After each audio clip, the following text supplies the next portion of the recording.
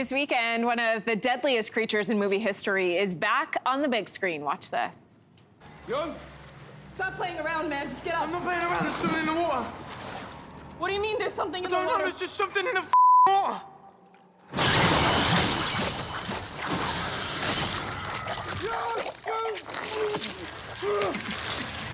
Run. What are we watching right now? Alien Romulus is the latest from the 45-year franchise that all began with Ridley Scott's Alien in 1979. So is this new movie as good as its predecessors? Let's find out from Rad, our film critic. Great to have you. It's great to be here. You are giggling away. I mean, look, if there's a reason why this is one of my favorite franchises, it's because of reactions like that. Look what I just saw from you, okay? Like, I want to watch an Alien movie just with you. Oh my gosh. Okay, so absolute horror on my part. I have to ask, does Alien Romulus pay homage to the OG? It does. I mean, it's paying homage to I think especially the OG, but also like the franchise as a whole. Because if you look, when I say Alien is one of my favorite franchises, I say that because I don't think there's a bad Alien movie, right? And I think we're at like 7 or 8 Alien movies. But you know, consider how huge this movie is, especially the original one. The first Alien movie, that was basically like a haunted house in space movie. That was my favorite Alien movie. It's the one where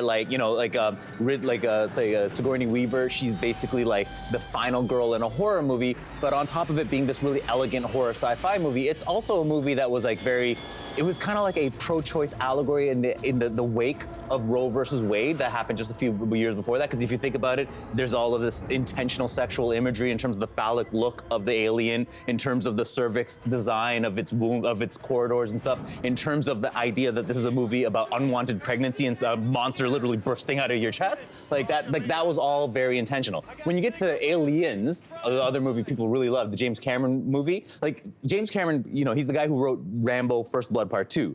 That's essentially the same story in Aliens, right? It's once again, it's a post-war Vietnam movie where people are sent by a crooked government, a selfish government to then, to basically set up to be ambushed, right? So that was what Aliens is. People love that one. Alien, the third one did David Fincher's debut. It was basically the director of Fight Club is introducing you to his punk rock aesthetic with the prisoners, with the barcodes and stuff. So what I love about it is every director comes into Alien and does their own thing. That's what's great about the franchise. They kind of put their own mark on it. Even the fourth one, Alien Resurrection, is the weirdest, Euro trash style. And when Ridley Scott returned to this franchise with his prequels, he tried to make it their own thing. He tried to take it somewhere else, in terms of God creation storytelling.